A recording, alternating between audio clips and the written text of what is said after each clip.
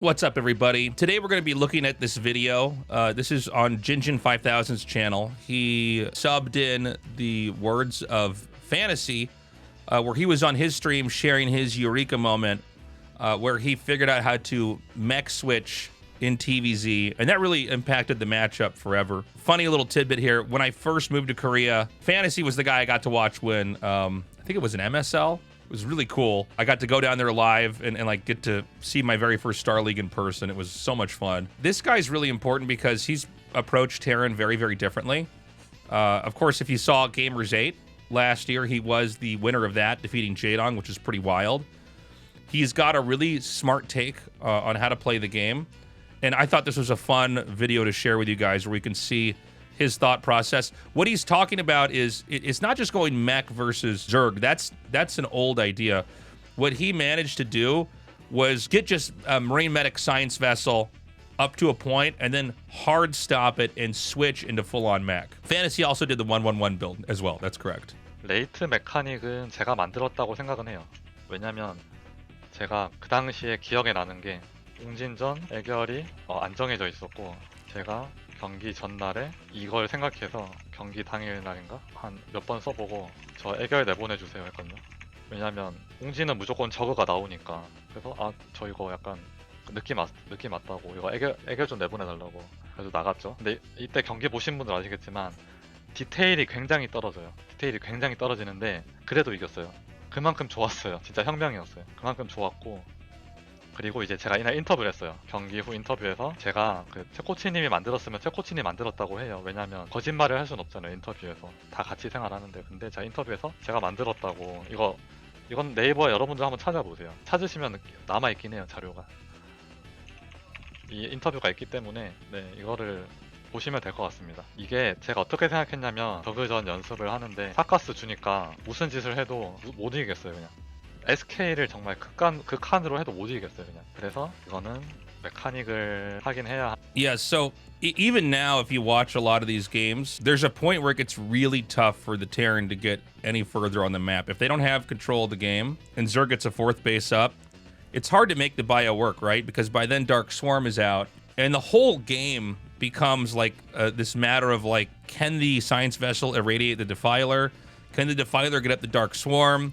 If the Dark Swarm is up, can Lurkers burrow in the Dark Swarm? Because Lurkers in Dark Swarm basically can't be killed unless they're hit by Irradiate. And if you just look at how much a Vessel costs versus how much a Lurker costs, you can get Lurkers faster than they get Vessels. Now, we've seen a lot of other ideas in modern TvZ, like mass dropship, to basically hit where the Defiler can't defend. I see in chat people talking about Firebats being used as well. Nukes have been used in certain positions. But what Fantasy did here was really interesting.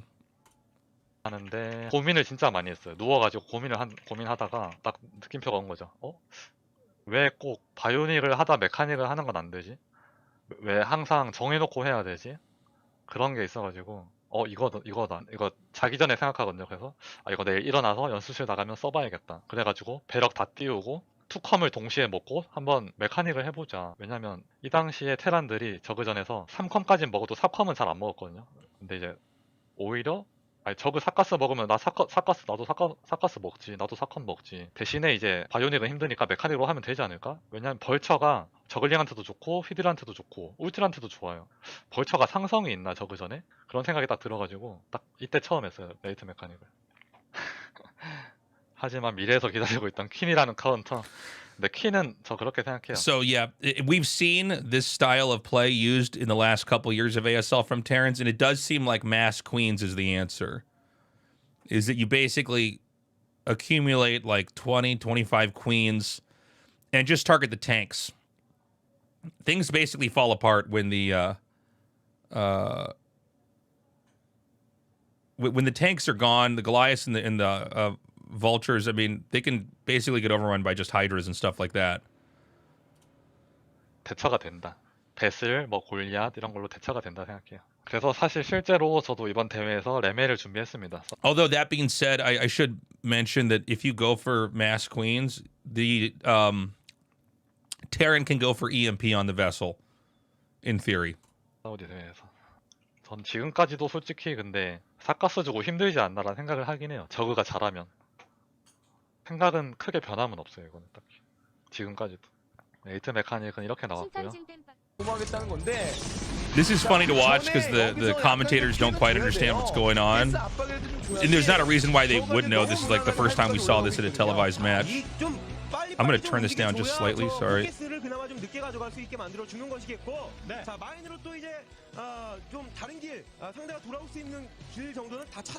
So, there's a point in time where the Zerg will just have enough.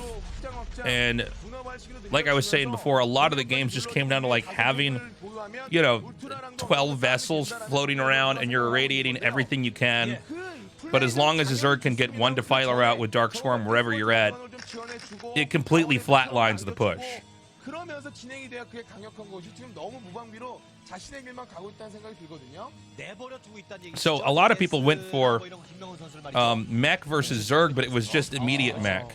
And by the way, like you'll hear Artosis and me talk about the Goliath build. It's probably one of the easiest builds to do. You basically expand into Goliaths and then fill it in with tanks, and it works on certain maps really well. But this was an idea of like you've already upgraded your infantry, you're moving, you know, you've got your vessels, you've made your tanks, and then you're just going to abandon the bio. Now, when you do this style of play, it's important you don't throw the bio away either. The bio has a lot of utility, and it gives you a pretty big cushion to sit on. By the way, look at how young Queen looks here. This is crazy to me.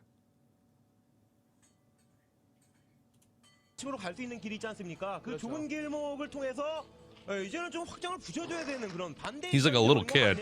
A lot of these guys that got really good at StarCraft 2 and later on at StarCraft 1 were like the younger players on the teams in the pro days.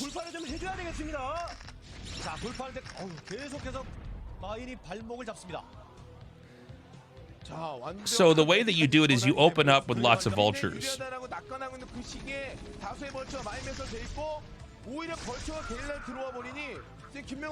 The thing about TvZ is that the Zerg is able to do a whole lot with a very small amount, especially when the Terran gets to this like ginormous size. The Zerg can sometimes be on like 110 supply and it's no problem.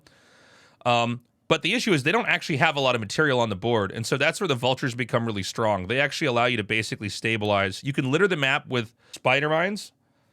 If a lurker runs into that, it's a huge win for you. And you basically carve out your own position on the map. And a lot of times when you win games like this, you're not really attacking into them anymore. You're just soaking up your side of the map.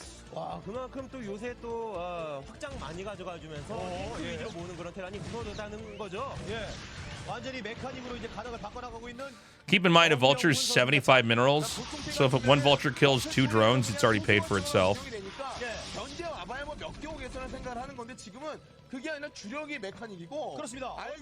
So look at this. This is what you do. You pick up all the barracks and fill in your entire main with factories.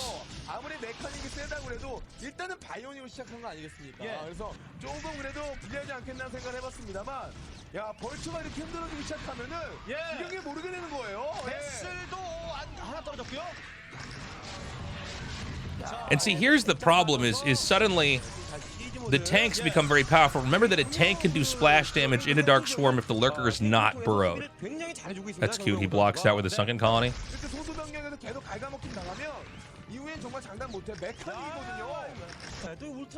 How come I picked up Brood War back then? Instead of CS or something? Are you asking me? I just like StarCraft more. All my friends played Counter-Strike. There were a couple guys in my crew that did StarCraft Brood War.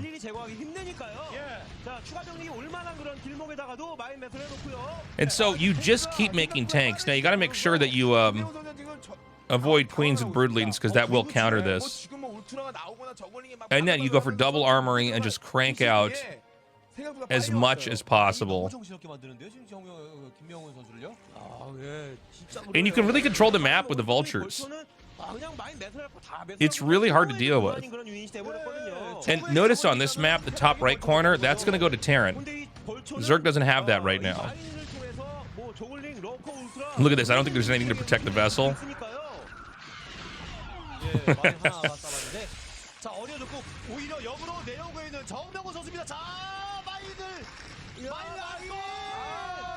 You can see it's pretty hard to deal with. 탱크 다 못 걷어냈어요. 예, 그러니까 탱크가 계속 쌓이기만 하는 그런 입장이고. 탱크가 너무 많아요. 예, 스플래시 데미지도 막을 수 있습니다. 자, 더더 업그레이드가 탱크가 한 2력 대 1력. 지금 이제 2업 직전이거든요. 예. 이게 아무리 저 울트라가 많다 하더라도 지금 와 정명훈. 언덕 위쪽 좌측과 예. 우측의 탱크 지금 열만. So this has never really been seen before in competitive play. It would seem on paper so inefficient to ever go like into upgraded bio to then abandon that and switch all the way into mech. But it seems to really take advantage of the fact that so many Zergs are used to just trying to not die versus Terran, where the Terran can just abandon the tech, and the Zerg doesn't have any real way to try to counter and attack in. So this game, Queen's trying drops, which is, like, it's actually not a bad idea at all. And notice how he never threw the bio away. He uses the bio to defend other spots on the map.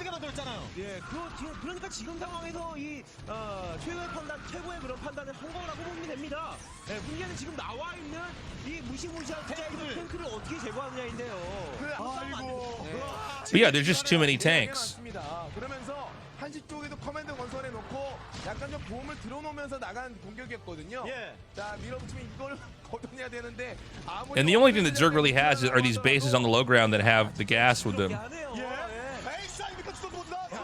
진짜 무난하게 좀 정명훈 선수가 이겨야 할 그런 경기였다고 보는데 와 이런저런 막 견제 당할 거 다 당하고 괴롭히 나간.